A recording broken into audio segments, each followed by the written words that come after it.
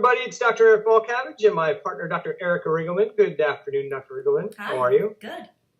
So we're back for the Thyroid Answers podcast. This is podcast number 16, and today we're going to talk about something called Sibo and the Sibo breath test. Sibo is Small Intestinal Bacterial Overgrowth, and we have with us Gary Stapleton, who's the owner of Aerodiagnostics. It's the lab that I use to test for small intestinal bacterial overgrowth. So we thought we'd have him come on because there's a huge tie-in between people who have hypothyroidism, whether it's glandular or cellular, and people who have small intestinal bacterial overgrowth or small intestinal fungal overgrowth.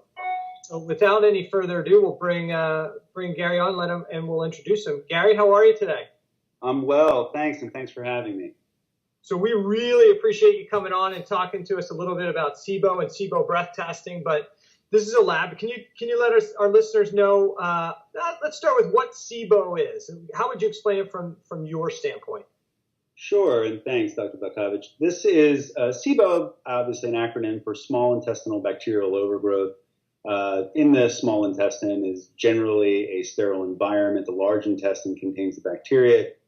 In general terms, when bacteria grows in the small intestine, the bacteria, when it feeds, whether it be on food or on a substrate during the Sibo breath test, the byproduct of that feeding or that fermentation of bacteria with food is hydrogen or methane gas. To a lesser extent, 1% to 2% or so of patients will produce hydrogen sulfide gas. But the gases then transmit through the blood and exit via the lung air or alveolar air.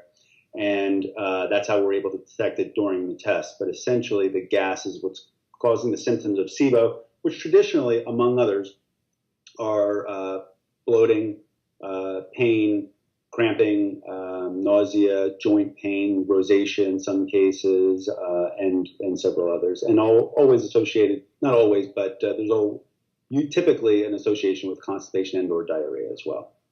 Okay. And so there is, that's a lot of the symptoms that we see with our patients who have thyroid issues as well. So that's why it's for a lot of patients, especially the thyroid patients who have constipation, this is a great test to get done. So I know there's a lot of controversy surrounding kind of Sibo and the breath test. How long has your lab been open and doing this breath test? Sure. So I founded the laboratory in 2014 for the very reason you just stated. There has been in the past and continues to a lesser extent some challenges associated with the thoughts around the accuracy of the hydrogen and methane breath test. The first thing to clarify, if you've practiced for a very long time, in the past, especially if you trained a while back, in the past, the test did not include methane measurements, so it was just a hydrogen test. And many times, if you search Sibo breath test or breath test, you'll pick up on some early articles, like 2006, maybe even older than that. One in particular is use and abuse of hydrogen breath test, but right in its title tells you hydrogen breath test. Well, methane production accounts for about 35% of all the breath tests. So years ago, when many clinicians were trained, there were only hydrogen breath tests being done. So 35% of those tests were incorrect or so. So that's the first level of challenge that we have with employing hydrogen and methane breath tests in the current place that we all serve. So the differences clearly are the ability to really capture an accurate component of the patients that we're testing. Now, that said, ironically, even though that's the past and we have the ability to measure for methane now, you would be surprised at how many hydrogen-only machines are still in production.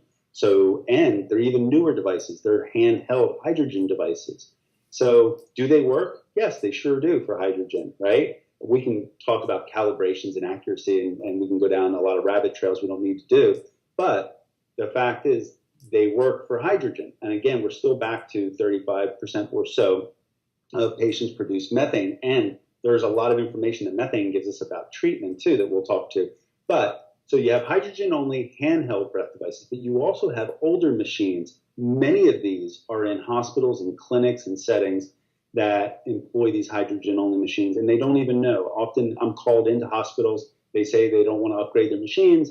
In one in particular, I walked in, and there were a line of patient specimens lined up ready to go through this machine. And I looked at it, and I said, you're not going to run those in that machine, right?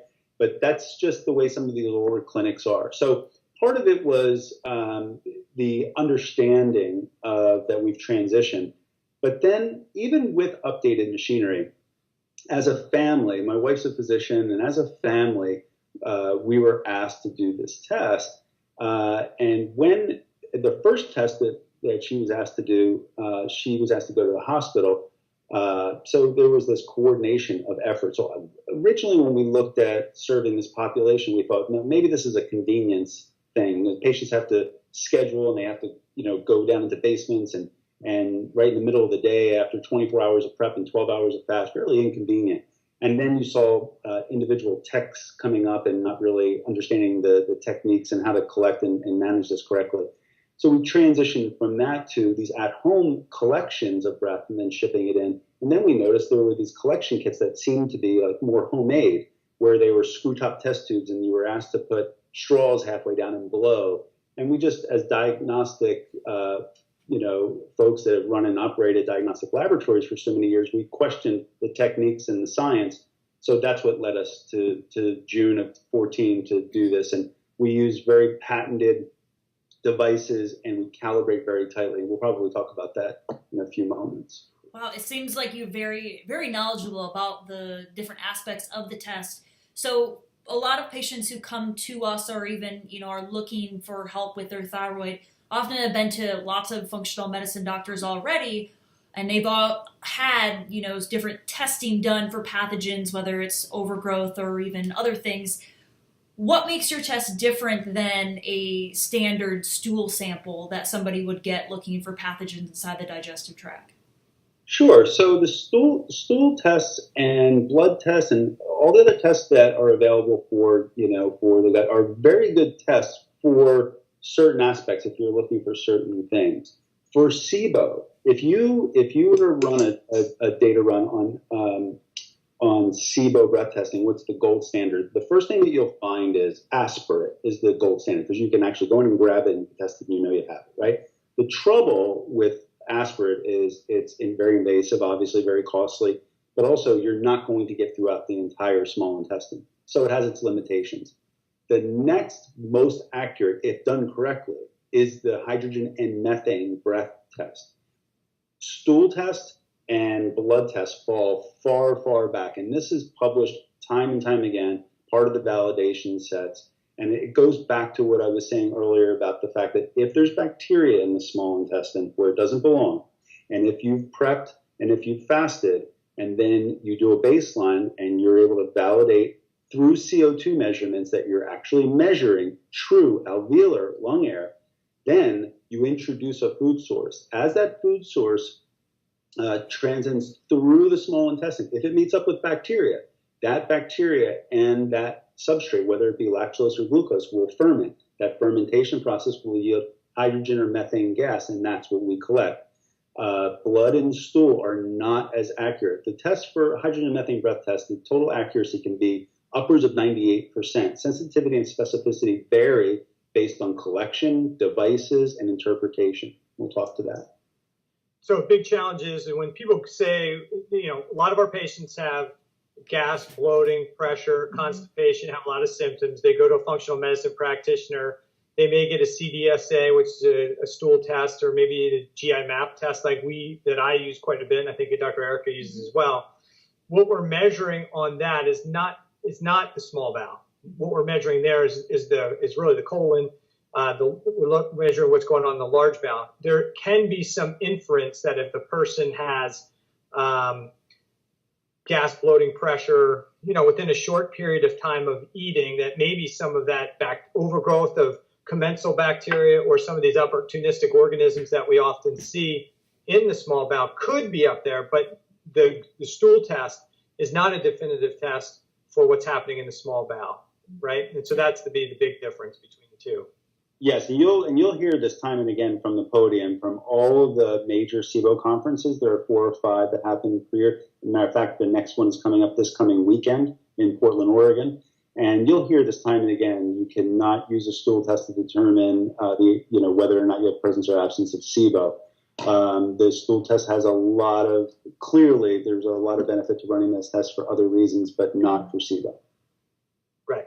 And so it's a great point that Dr. Erica brought up. And the challenge is that the average person doesn't know the difference. They just know they have gas, bloating, pressure. I went to a GI, a conventional GI doc, or I went to a functional medicine doctor, and they did this test, and it was normal. I did a stool test, and it was normal, so I don't have a problem. And that could be incorrect because it didn't test the right area. Or they went to they had their functional medicine practitioner run a stool test and it's positive, and they do some treatment, and then they still have problems, and they're looking down a different hole, and they think that they had a SIBO test because they had that done, and technically they didn't have a SIBO test. And so there still could be some issues with bacterial overgrowth in that small bowel. So that's awesome. Yeah. So, I would actually say you're absolutely right. We were just at the last SIBO conference, which was at the National University in Illinois back in March. There were many conversations about asymptomatic SIBO positives as well. We're getting them through rheumatologists, through joint pain. You're talking about thyroid. That's another big warning bell. When we hear that, we know that we have potentially an issue there, rosacea. So it doesn't always have to be symptomatic. So there's a lot of, I just wanted to add to that. Yeah, absolutely. There could definitely be silent problems going on from a gut standpoint. They could have no gut symptoms, have extra intestinal symptoms, and it could all be tied back to what's going on in the small bowel or the large bowel, because 70 to 80% of the immune system surrounds the bowel, and if there's going to be inflammatory issues or histamine issues or any type of immune or autoimmune disorder, the gut is probably the place it's going to start, whether it's in the large bowel or the small bowel. Right. So there is some discussion about the types of testing. So somebody's got they've got some GI symptoms, they've done some work, but it's still not there, and now their doctor's recommending a small intestinal bacterial overgrowth test. There's lactulose, there's glucose, there's what's the difference between the two tests? Is one more accurate or more specific than the other? So yes and no. I'll lay out what the actual data says, and then I'm going to give you my opinion.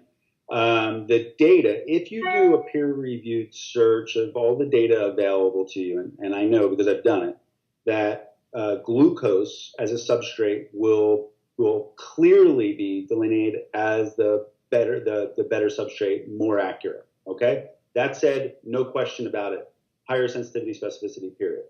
That said, I don't think that's the real story. And now that's the data. Now, if you go to any of the SIBO conferences, you go online, you go to the thought leaders on SIBO, they're going to tell you if you don't use lactulose as a substrate, don't even look at the test. It's not going to give you the right answer. So what do we do with this information? That's what I was faced with. So when I came into this space and I looked at all of the clinicians, and lactulose, ironically, is just a simple laxative, but it is a prescription in the United States. So unless you're licensed to prescribe, you cannot order a lactulose breath test. You have to order a glucose breath test. So I had all of these things I needed to understand about lactulose and glucose. I did the data search. Glucose comes out more accurate, but it's not the whole story.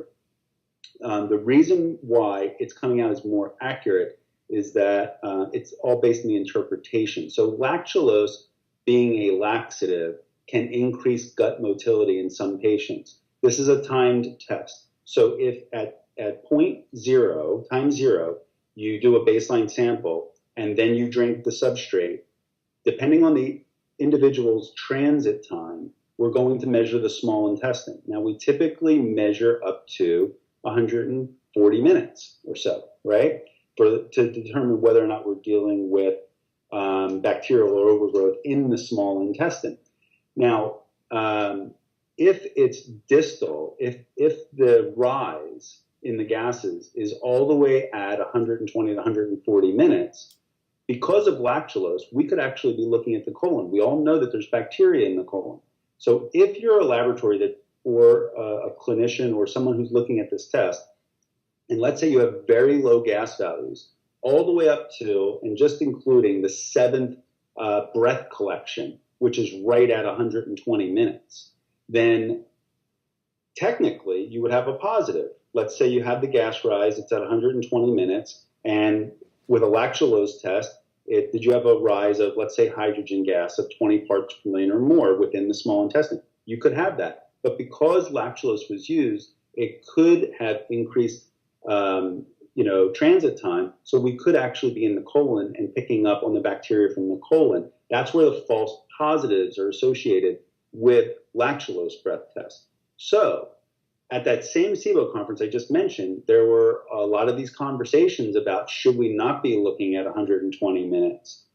Should we be looking at, test tube 6 at 100 minutes? Should we be looking at 80 minutes? And my perspective on the review of all of this data is you do look at each data point. So when we run a test and we look at the final data set, we look, as the test was validated, all the way up to 120 minutes for test tube 7. And what we're looking for is a rise of 20 parts per million or more of hydrogen gas, or a rise of 12 parts per million of methane gas. We're going to talk about the new North American consensus in a minute that lowered 12 to 10, but let's just go with this for a moment.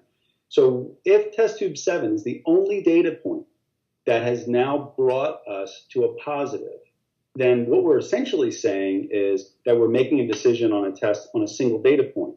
And Dr. Balcavage, I think you and I have even had one of these. So what I do at that point, I call the test positive or negative based on the validated parameters that we have. But if it's only positive because of that very distal end, we send the report over, and then we pick up the phone and actually call the clinician, and we have a conversation about the patient, about the symptoms. Was this a rule-out test? Did you suspect SIBO? Because you could have a distal infection, or you could have a false positive. So that is why lactulose has less of, it's less specific, less sensitive of a test. It's not because the lactulose is a bad substrate. It's a very good substrate, and I'll tell you why I prefer it in some respects in a moment. But you do have to understand how to interpret it. So as long as you're looking at it, asking the right questions, and always it's a combination of the data and the clinical impressions to make the best diagnosis, then I think you're safe, more than safe, with lactulose. With glucose, the argument against glucose is absorbed in the small intestine, so you could miss a distal infection. So now almost the reverse. Now you use glucose as a substrate, but it's absorbed in the small intestine. It might be gone by the time you get to that very distal end where you might have an infection. So most of your thought leaders say use lactulose because it's going to go all the way through the small intestine. You definitely know that you have complete coverage. But if you misread it, you're going to have false positives. So so what's the net of all this? In my opinion, both lactulose and glucose are very, very good substrates. I do not personally believe that with glucose you're going to miss a distal infection. Why do I believe that? Well, we have the sensitivity and specificity specifications from all these peer-reviewed published journals. That's support enough for me, but I also see this in practice because we've done thousands upon thousands of tests, and I'm seeing glucose being used quite a bit across the country and internationally. And we're seeing gas values well into 120 minutes. I feel extremely comfortable and confident with glucose. So why then did I say a second or two ago that lactulose can be preferred? I'll tell you that if you can envision this, and I know it might be tough for some folks that may have never received or seen a test like this, but if we're looking for a rise of gas over a period of time, if you can envision a negative test, so a negative would be very low levels of gas. And then with lactulose, when it crosses from the small intestine to the large intestine, what would happen?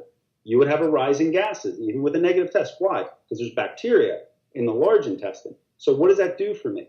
That is your evidence of a true negative, right? Right. With glucose, you wouldn't have that. You would have very low levels of gas all the way through. So let me give you an example. This happens all the time because what is another common symptom of SIBO is foggy brain, right? So you can have this situation where they forget to drink the substrate, and it happens all the time. They forget to drink the substrate. So if you have a negative test, you think it's negative, but they still have bloating and cramping because they prepped great, but then they never drank the substrate. So of course there was no food to feed the bacteria. So with lactulose, if I have a negative test and there's no rise, I'm still calling it negative, but then I'm picking up the phone, I'm calling, and I'm talking with someone from our lab is talking with the patient. Did you drink the lactulose? Did you mix it with water? Did you have this or that? And we talk about other things that can help us to make not the diagnosis, but make the test more accurate. The clinician makes the diagnosis, of course. So there's a value to lactulose because you can confirm true negatives. There's a value to lactulose if you understand the interpretation and being critical when it comes to that distal end, if it's the only reason why it's positive. With glucose, very accurate, and you for many clinicians that can only order glucose across the United States because they don't have prescriptive rights in their state for some strange reason with regard to lactulose, but it's a very good alternative. Hope that's helpful. Yeah, it definitely is. A lot of our listeners, and the purpose that we do this is to give information to people who have thyroid issues, who are suffering, to try to give them the pointers to do the things that they need to do on their own. And then if they get stuck, then they can move on to a practitioner to be able to have the fresh eyes. If a listener out there has a lot of these symptoms, they have lots of food sensitivities and the bloating, and they are looking to get this test, do they have to go through a practitioner? Is there a way to order it right on the internet? Or how do they go about getting access to your test? I struggled a lot with this, Dr. Riggleman. Thank you for that question. We do make glucose, Sibo tests, and all intolerance tests, lactose, fructose, and sucrose intolerance, malabsorption tests, available to patients directly without having to go through their clinician. A clinician is required for two reasons. If you want a lactulose breath test for Sibo, or if you want to use your insurance because you need a physician's signature to be able to put a claim in with your insurance company.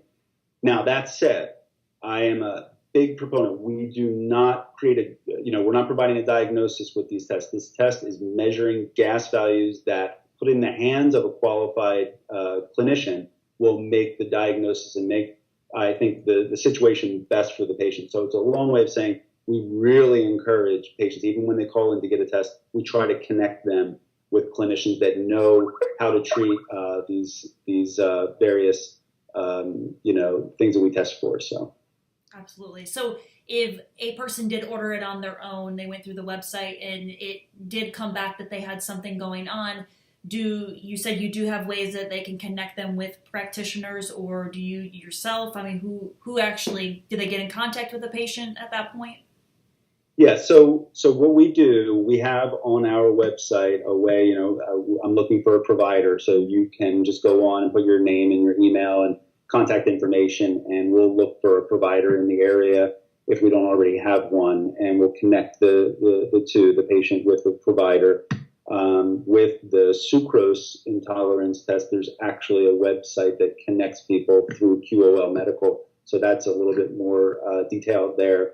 But for Sibo tests, for all intolerance tests, we try to make connections as best we can with those that we know are going to approach it from a data and clinical impression perspective.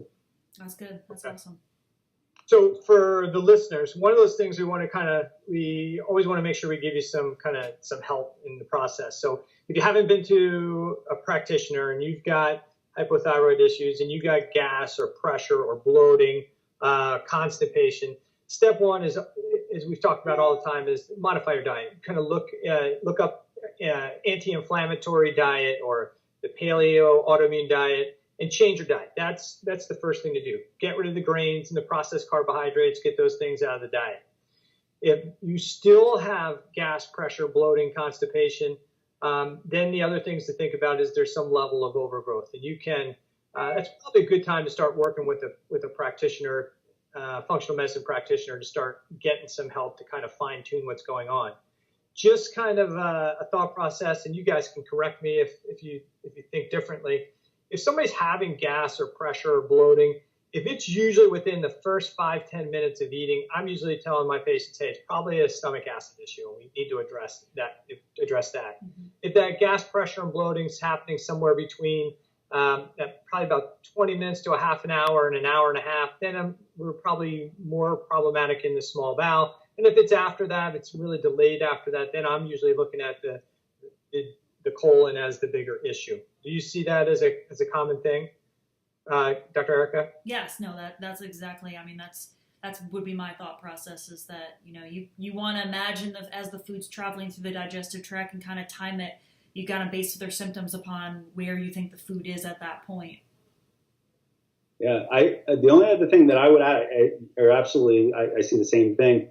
I try to look at it as, are we looking at an intermittent issue or is it a chronic issue? And the reason why I say that is we sometimes find that the food intolerances, we can, it's limiting food, changing foods, or you can see if you diary foods with your symptoms, you might find that it's related to dairy or related to fruit or related to table sugar. But with chronic incidences, and then adding in what you were saying about the timing, we more clearly are looking at a small bowel issue, because regardless of what you eat, if there's bacteria there, it's going to ferment it. Mm-hmm. Whereas if it's intermittent, it's every morning. Well, I have a lot of dairy products and a lot of fruit in the morning. So. Absolutely. That's why, food diaries and doing that elimination diet process is probably the place to start. You don't really need a practitioner to do those pieces. You can pretty much do all that stuff on your own. The other thing we have to talk about is what are the things that may predispose, and from a thyroid standpoint, what might predispose you to having small intestinal bowel overgrowth? And definitely, Dr. Eric and I have talked about this on previous podcasts. When somebody's got hypothyroidism, they are going to have decreased stomach acid production typically. And so if they have decreased stomach acid production, then they're more susceptible to getting organisms in that upper part of the small intestine. They're less likely to produce appropriate amounts of bile and get appropriate secretion of bicarbonate and pancreatic enzymes. So they're going to be more susceptible to overgrowth in the small bowel. And then the other thing is that if they have hypothyroid issues, whether it's cellular or glandular, and Gary, you may not be as familiar with it, but my big pet peeve, and Dr. Erica joins me in this, is that especially here, we look at hypothyroidism as a cellular thing right up until the point that we normalize their TSH, and then we go, okay, now it's not a cellular thing, it's a glandular thing. So we differentiate glandular hypothyroidism as a gland that's under attack. There's autoimmune disorder going on there, or there's something inhibiting thyroid production, and cellular hypothyroidism as a lack of appropriate levels of T3 at the cellular level, binding to receptors and stimulating metabolism.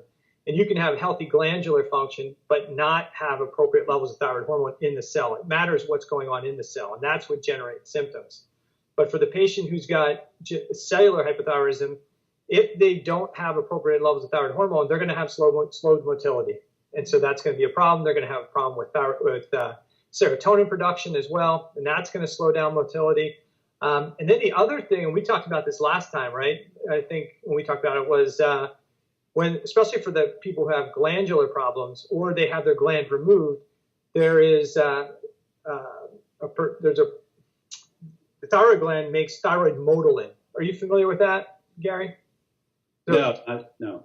So motilin is what helps generate part of the movement of the small intestine, but the thyroid gland has also been found to make motilin. And it is in people that they actually took out the thyroids, they actually found that removing the thyroid gland caused a reduction in motilin significant enough to create constipation. So there's a lot of people that are having thyroidectomies, and that could be a root cause of what one of those triggers is. So there's definitely multiple factors that for the hypothyroid patient, then you tie in biophysiology and the production to build bile, and you got all kinds of potential challenges or potential possibilities for somebody who's got thyroid issues to develop Sibo. And a lot of times we can see that, even though it's not part of the test, we can see slow motor complex in some of the results with the test because you have what we refer to as elevated and sustained gas levels. So it's clear that the food is not moving through. So many times when we see that, it corresponds with constipation when we do a follow-up with the clinician. Oh, wow. Nice. Mm-hmm. So if we have a patient now, and they've done an anti-inflammatory diet, they have done some functional medicine, they've had a stool test done, they found out they had some dysbiosis, they treated that, they still have GI symptoms, it's within that half hour to hour and a half window, maybe there's some constipation, maybe just gas bloating and some of the other symptomatology, and they want to run a Sibo test. Can you explain how they do the test? What does all this Sibo test mean for somebody who has no idea what it means and what they'd have to do? Right. So from a patient perspective or from a clinician perspective, primarily as patient? Yeah, let's talk about it from the patient perspective. Sure. So as Dr. Riggleman pointed out earlier, a patient can call in or go to our website. They can order a breath test directly online. The breath collection kit will be shipped to them, delivered to their home. Shortly after receiving that kit, they'll receive a phone call from the lab asking them if they have any questions, can we help? It's a very simple process. They get a simple kit in the mail. It is non-invasive. You collect your breath, but prior to collecting your breath, you'll want to plan it. So let's say you receive it midweek and you want to collect your breath on the weekend. You'll think about that. If you think you want to collect it on a Saturday morning, Friday, you'll wake up and you'll follow a limited diet. Very easy, boring, but easy. It's chicken, fish, eggs, white rice, white bread, white potatoes. You don't have to eat all those things. You can eat from that list, but you can't vary from that. These foods were part of the foods that were validated in the test to be sure that we get a clear look at what we're looking for from a gas perspective following the collection of breath. So then you'll eat that during the day on Friday, assuming that you're going to collect your breath Saturday morning. And then the fast is also a 12-hour fast. You do it overnight. So if you think you're going to wake up, let's say it's 7 a.m. on Saturday morning to collect your breath, 7 p.m. Friday evening, you begin your fast, water by mouth only. When you wake up, you want to be up for about an hour because your breathing patterns are not normalized. There won't be any smoking, any vigorous exercise, and no sleeping. And then after about an hour, you can begin to collect your breath. It's very simple, again, non-invasive. There's a breathing device where you will exhale through the device. The system is a patented system in that it is vacuum-sealed test tubes. So the device that you breathe through will actually have a needle. You don't puncture your skin in any way, but it's a needle. It's part of the breathing device that you take the evacuated test tube, or let's say a test tube that's sealed with a rubber stopper. You'll push that rubber stopper over the needle as you're exhaling. That'll bring your breath from your lungs through your mouth and through the device and into this closed test tube. So that's how you provide a simple sample. It takes about 3 or 4 seconds. You'll put a label on that, and then you'll consume a drink. Like we discussed, for Sibo, it'll either be lactulose or glucose. It's not like a colonoscopy. It doesn't taste bad. It's actually sugar water. It just tastes like sugar water. So you'll drink about a glass worth of sugar water and if you can get that down within 5 minutes or so. And then every 20 minutes for a Sibo test, you'll take another breath collection. You'll label test tubes. You'll put them right back in the very same box that you received it in. You'll seal that box with just tape, and then you'll put the prepaid postage right on it.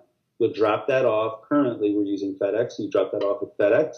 They'll carry it back to us in 2 days. We process it within 24 business hours and report it back to the clinician. And then we stand ready to answer any questions with the clinician regarding the results of the test. So that's the typical process.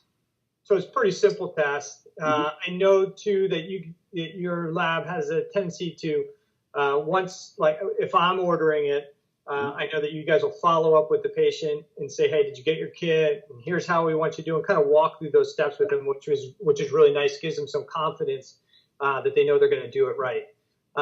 Really pretty simple test. You just have to plan ahead. I mean, you have to do a good fast, appropriate, and then you've got to just take the time the next morning. But really, that window of the test, you're really going to be done in 2 hours. You're pretty much done doing what you got to do.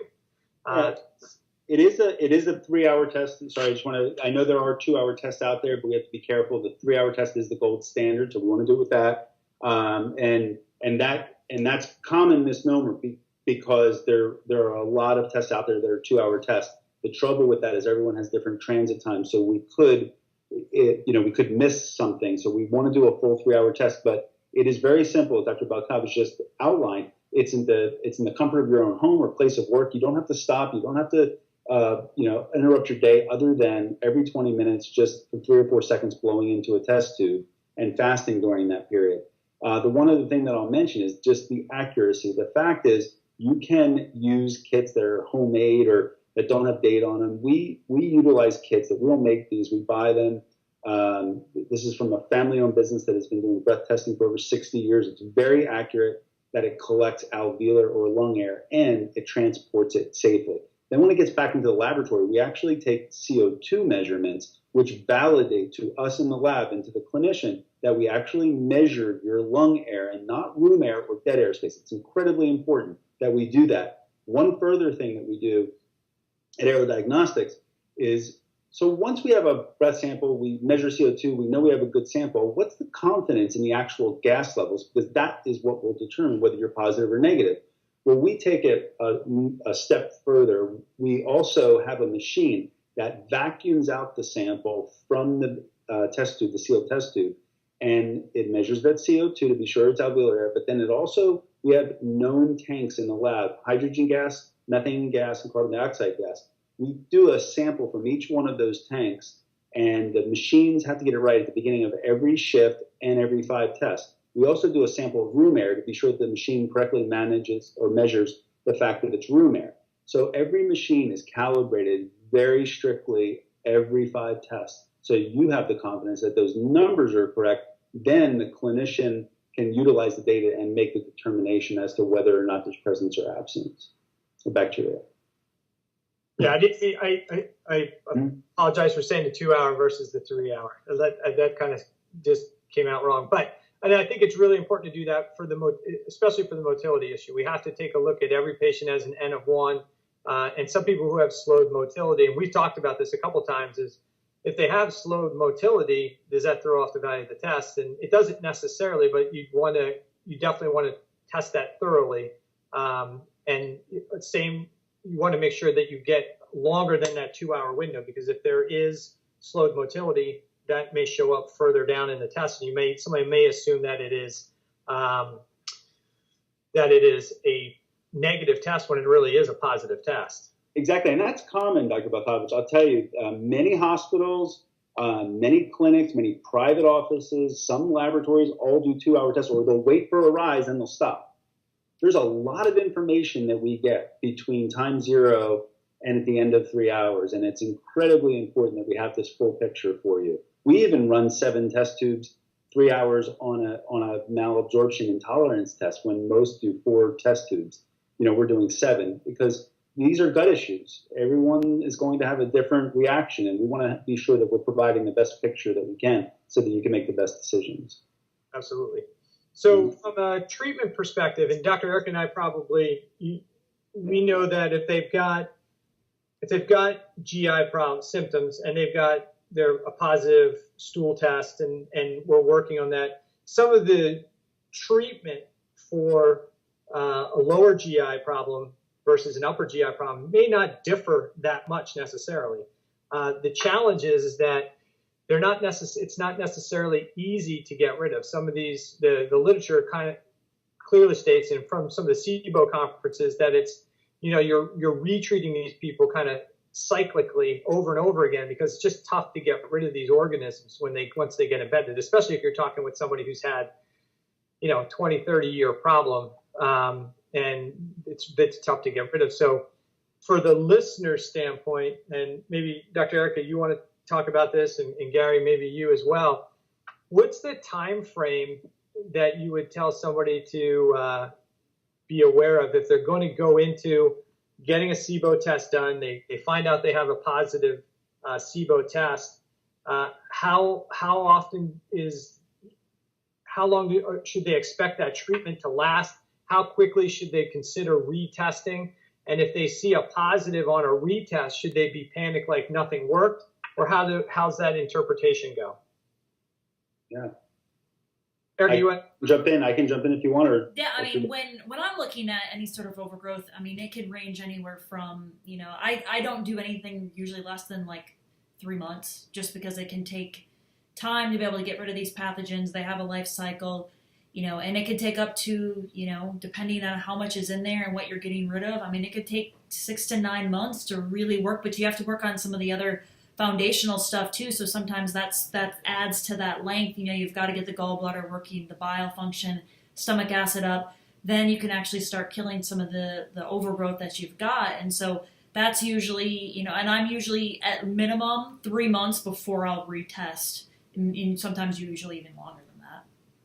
Yeah, I'd say that's pretty consistent. Gary, what's your thought process on that? What do you see from the lab standpoint? Sure, and thanks for the intro to that, because I do want to make a really good point that you and Dr. Riggleman are best to answer the questions regarding treatment. But because we interact so often with so many clinicians and thought leaders with Sibo, I think that everything that has been said is absolutely right. There's a combination of things going on, actually. So you have treatment or eradication of bacteria, and then you have gut repair, right? Mm-hmm. So there are a lot. What many thought leaders with Sibo will tell you is you suspect Sibo for all the reasons that were stated. You test to confirm. And when you confirm, there are two things. And this is where the value of this test comes in. If it's hydrogen only, you might take one approach. If it's methane dominant, you might take a different approach depending on your choice of treatments. As an example, and again, me just parroting back what is said from the podium at Sibo meetings. But you think of it as 3 buckets or so, and you both, correct me if I'm wrong. So you have your antibiotic bucket, right? So your Xifaxins, neomycins, et cetera. And then you have your herbal antimicrobials, and then you have your diet and other, right? So within diet, you have SCD diets, specific carbohydrate diets, low FODMAP diets, you have elemental diets. All 3 buckets work, but you have choices of diets. Some work faster than others, depending on how aggressive they are and compliance of the patient. And then you have your herbal antimicrobials that work absolutely wonderfully as well, but again, depends on the patient and the compliance to that on the treatment length with that. But then you have your antibiotic bucket, which this is where what Dr. Balcavage was stating. There's this I refer to as a washing machine. You feel like you're in it, you find it, you're given some medication, and then 3 months later you're back in it again. And it's like the cycle that never ends. And that's what's known about Sibo. But I think of this as more of a time gap. I can see it all the time with tests. We'll get a test on a patient, it'll be positive, and it'll be November of 2016. If I see the same patient again come through the lab and it's January or February, then I know it's probably a time gap issue, because when the clinician diagnoses Sibo and they begin a treatment, whether it be from any of those 3 buckets, right? At the end of that treatment, many thought leaders would say immediately test to be sure you either got it or you didn't, and if so, where you need to go from there. My own personal perspective is if you now outline via test confirm that you have presence of Sibo in conjunction with the clinician making the diagnosis, then you treat. At the end of that treatment, if you assess with the patient that the patient is still symptomatic, then I don't think there's a reason to continue to test, continue to treat until you're finding that you're asymptomatic, and then test to confirm that you have it. The problem with the time gap treatment issue is occurs when you get a patient and they've been sick for very long. My statement on this is Sibo patients, their best gut days are our worst gut days. When they say they're feeling well, that's a day that you and I would feel horribly, right? Because they're so accustomed to feeling so bad for so long. So when they start to treat and they start to feel better, they will reduce the amount of bacteria, which will reduce the amount of gas, which will reduce the amount of symptoms, but it's still not gone. So once you're able to assess that the symptoms are truly gone, then you test to be sure that you have eradicated the bacteria, and then you can begin to Dr. Riggleman's perspective, point, then you can begin this process of healing the gut and treating the gut and getting it to be healthy, getting that motor complex moving in, whatever it may be. But the challenge is that median time. So as an example, let's say we get a positive on that first test, and it's methane positive. Methane, if you were to have chosen by what the thought leaders say at all the Sibo meetings, if you were to have chosen Xifaxan alone, which occurs a lot of times with clinicians that don't choose not to do testing, then what happens is you're just doing a single antibiotic, but it's methane positive. There's a great peer-reviewed journal from the Journal of Gastroenterology, a peer-reviewed article from the Journal of Gastroenterology 2010, and there are others. It clearly states that if you use a single antibiotic, you'll eradicate the bacteria 33% of the time versus a combination antibiotic, and you'll eradicate the bacteria 87% of the time with those that are methane positive on a hydrogen and methane breath test. Now, does that mean that you always have to use combination antibiotics, that being Xifaxan and neomycin? No. Herbal antimicrobials have shown to be successful. Elemental diets have shown to be successful, but that's the value of testing, to know what you have. And that's why some thought leaders say you confirm via test and clinical impressions, you treat. At the end of that treatment, they immediately test to see if they've eradicated the methane, because then the second course of treatment they may not have to add the neomycin in. So I think that it depends on the results when you might test. Right. And I think there's a couple key things when it comes to Sibo. I think sometimes people are under the assumption that if they just give something to kill the organisms, life's good. But there's more than just killing it. There's more than just, I've heard it over and over: starve it, kill it, and then crowd it out. Then put a bunch of antibiotics or probiotics back into the system. And I think it's more complex than that. I think the biggest thing is that we have to do is, not only do we want to modify diet, figure out what's the best diet for that person, identify that they've got some type of overgrowth, whether it's Sibo or colonic or a combination of both. We definitely, but we also to restore motility. So if we don't restore motility, have overgrowth come back. And then the other thing we have to do is we have to restore the innate antimicrobial capacity of the bowel. And so if they've got lack of bile function, if they've got lack of HCl, if they've got lack of pancreatic enzymes, if they have estrogen dominance that's compromising excretion of both pancreatic enzymes and bile, we have to restore that natural antimicrobial capacity. And that may mean supporting them with stomach acid, bile support, or pancreatic enzymes to be able to keep that bacteria at bay, because 2 weeks or 30 days or 60 days of killing without restoring the innate antimicrobial capacity, as soon as you're done, organisms come back. And so then we also have to fix the gut, and then we have to then we can start to put the healthy organisms back in. But I think a lot of times what gets missed is somebody thinks that, hey, I did 10 days of antibiotic or 2 weeks, and then it should be good because the symptoms improved. And as you just said, there's that gap between, hey, first initially the symptoms got a little bit better, so the thought process is, hey, life is good, but all you've really done is knock it down a little bit, not really gotten rid of it. Yeah, I think the good news is we have truly accurate data that we can work with. That's why it's so critically important that a patient be connected with a clinician that understands the entire situation with that specific patient. We know that the data is accurate, highly accurate, in a way that it's a tool for clinicians like you both to work with to help that patient. And the good news is that we have data that can help patients actually feel better. All too often, they're in this cycle of, going from, practitioner to practitioner and just being tossed around. And when they finally come in front of one of you two or someone that has your training and background, there is a path to the end. And I think that's the best part of what we all do. Awesome. So I think we've covered this pretty well. Erica, any questions?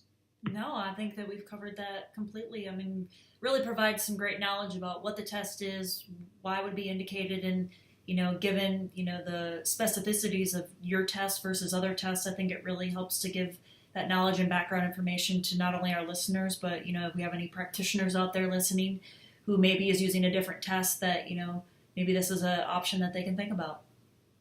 Well, thanks. I will add, if you've taken a test regardless if it were a 2-hour test with another group. There are many people doing a lot of good work out there, so I would not automatically assume that they're bad tests. But also, sometimes there's not a need to retest. If you have that report, clinicians like Dr. Balcavage and Dr. Riggleman can take a look at these reports, can make sense of what they're seeing. They may not have to retest, or they can send me a copy and I can review it with them. So let's work with what we have first, and then we'll determine how old the test is or the value of it based on what we're seeing. But we can typically work with a lot to help you through the whole process. Absolutely. Testing's great. But the biggest challenge is testing costs money. And this is a relatively inexpensive test to get done, which is nice.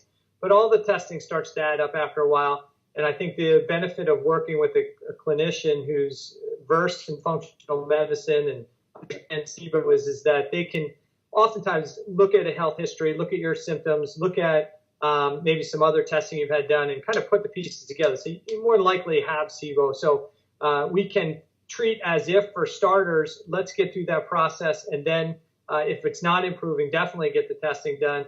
And if it is improving, but we still think there's something going on, we can come back and take another test. And I know I've done that with a couple patients is say, okay, we believe this is what's going on, test and get a follow-up test. And yep, there's still some stuff there. They're better than they were, but there's still some stuff there, and that can get cleaned up. And sometimes the benefit is, and I just got one of the tests back today. It's somebody who we treated for Sibo for a while. We switched, and he's still got some issues, but he's got pernicious anemia, and he's got parietal cell antibodies, so we're concerned, always going to be on the lookout for Sibo. But his test came back negative, I think. I just saw a quick look at it before I left the office today. So it's good to confirm that. Now we can say, hey, you don't have it. Doesn't mean we're not going to be developing it in the future with your issues, but it definitely, you can put that piece to rest for a little bit, kind of back off some of the antimicrobial stuff. So I think we did a great job there. So Gary, why don't you let people know how they can get a hold of you if they want to order the test directly, and then as always, if they can work, and if they're a practitioner, how they can set up an account with your company. Sure, and thanks for that. It's very simple. You can either contact us directly at the lab, and the phone number is area code 617-608-3832, or at Aerodiagnostics.com. That's with an S. So it's AERODIAGNOSTICS.com. And there is no cost to open up a relationship with Aerodiagnostics. We just simply put a profile for you and your organization within our system. We prepare customized test requisition forms for your office. And then when a patient is ready to test, you simply sign date. They're using insurance ICD-10 code or codes, and then you would attach patient information so we know where to send the kit, the collection kit, and that's it. Then the next thing you need to do is just open up the results when it arrives, and then we stand by the ready to help you with it. Awesome. Yeah, it's been a real easy test company to work with. We don't have to worry about ordering the kits in and send them back out. They directly send them to the patient. They follow up with the patient to make sure that they got the kit, walk them through the testing, which has been helpful for the patients. I know they've said that they were happy to talk to the representatives. And the turnaround time is really quick. So I'm really happy with the testing and the company. So I appreciate you coming on, Gary. Eric, do you have any final questions? You good? No, I think that's good. I appreciate it. All right, Gary, we appreciate you coming on with us today. If maybe we'll get you back in the future to talk about a little bit more about Sibo and on some of the updated research after the conference. Because are you going to the conference, the updated one? Yes, I'm going to the Portland, Oregon one this weekend as well, yes. Absolutely, yeah, good. So there should be a ton of great information that comes out of that. So keep us updated with what goes on there, and we'll probably get you back on the podcast to talk about it, okay? Fantastic, sure. Thank you both. Yeah, thank you. All right, thanks. Dr. Erica, as always, you want to let everybody know how to get a hold of you? You can find us at brainandbodyhealthcenter.com, and you can find us at Doctors Riggleman on Instagram. And then our actual website is brainandbodyhealthcenter.com as well, on Facebook, website, and then our Instagram. And my office is chronicconditionrecoverycenter.com. You can find me on the internet at that website. You can find me at thethyroidproblemsdoctor.com. And you can always find me on Vimeo or YouTube with my Thyroid Thursday podcast. So if you need either one of Dr. Erica or myself, always reach out to our offices. We're more than happy to help. If you have any questions regarding this podcast, put the questions below wherever you watch it. And if you like the podcast, please go to iTunes and put some reviews. It helps us with rankings and helps us let other people know that this is a nice thing to listen to on your drive. So we appreciate being on, Gary. Have a great day. Dr. Erica, it's always good chatting with you, and we will do another one of these next week or so, okay? Absolutely. All right, you guys have a great day. Take care.